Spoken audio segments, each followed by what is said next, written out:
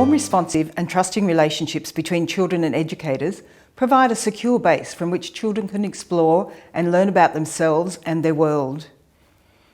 Through significant relationships like these, children are supported to develop their social and emotional capabilities. Educators play a very big role in promoting children's social and emotional development and learning.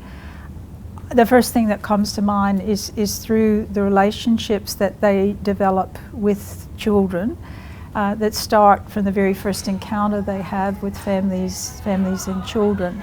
And we know from the attachment literature on good practice in early childhood settings that the foundation for children's development and learning is having those warm, positive, mutually respectful attachment relationships with at least a few other adults. And obviously that's most important for children to have with their parents or carers, but it's just as important when they come into an early childhood education and care service that priority is given to helping that child form strong, positive relationships with adults. So, and starting off with one in particular.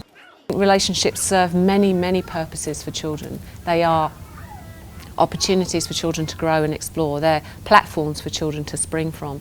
They're places where children can be vulnerable and explore some of the difficulties.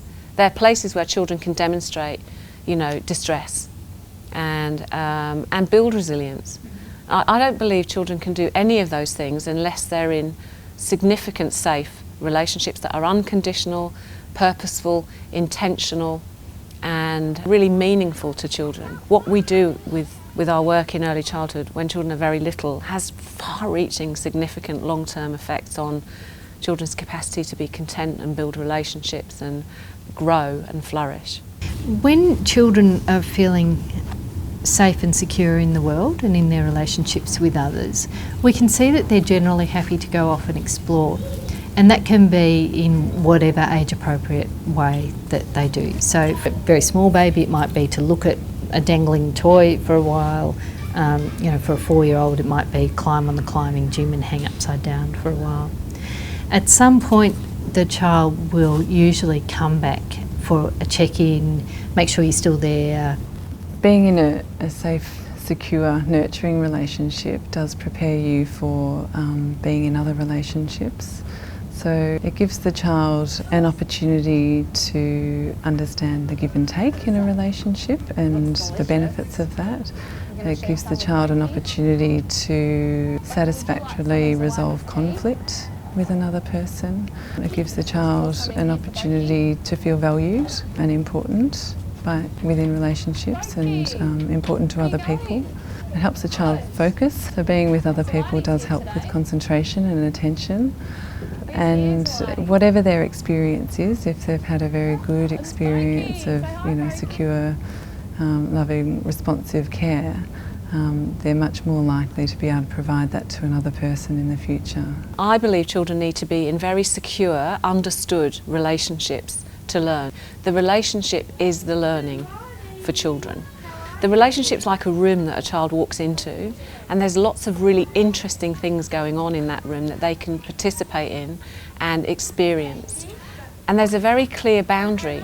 The room has enough room for that child to explore and do wonderful things, but they know that there's a boundary. So they feel safe enough to actually go and wander around and look at all the different experiences in that room. That's how I kind of feel really good relationships with children offer them opportunities to do those things. And they can do things in their own way in that room, but there is a bit of containment and a sense of interest and excitement. Children really benefit from being thought about really closely, not only by their parents, but by childhood educators and by carers, and by that I mean grandparents and aunts and uncles and whoever. It's really important for children that someone is really trying to work out what's going on with them. And what we talk about really is being in tune with a child. And when you're in tune with a child, you'll be able to pick up things that they might not be saying. You'll get a sense of what's going on, and then you'll be able to act accordingly. Sometimes we'll get it wrong, but children really need to be knowing that their carers are thinking about them and keeping them in mind. And so one of the things that we see with when you're in tune with a child is you mirror their facial expressions. So you've got a baby who's crying and everybody will basically do the same thing, and they'll form a face that goes, "Oh, poor baby." And the baby can then see that you can see and understand how they're feeling. And this is what we talk about as being in tune.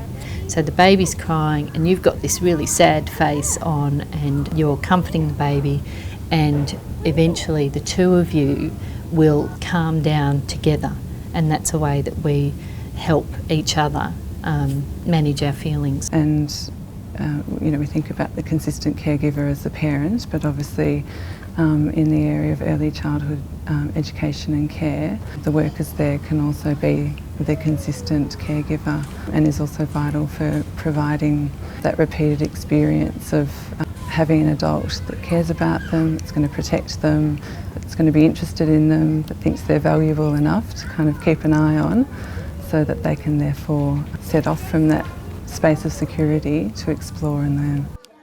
Children need intention and purpose. They need to have an understanding of what's going to happen to them when they walk into a door. So predictability. I think it's very important for children to have a primary carer in an early years setting.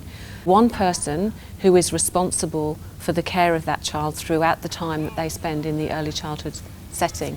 Now that doesn't mean that person looks after them all the time. It means that person holds them in mind all the time and is aware of where they are and who they're with, and may take them to other people for care and activity and experience, but will say, "I'm dropping you off and I'll pick you up in a bit." So the children have a really strong sense of being held in mind by an educator. So when children walk in the door in the morning, I think it's really useful for them to have the same person greeting them, and for that person to be saying things like, "I've been waiting for you to come and I'm really glad you're here." And the children know that what's going to happen next and what's going to happen next. If that happens regularly for children, like every day, I don't mean twice a week, I mean like 3 or 4 or 5 times a week, the children can hold that notion in mind and start to put themselves into that space wholly and fully, because they are held and they understand that it's their space.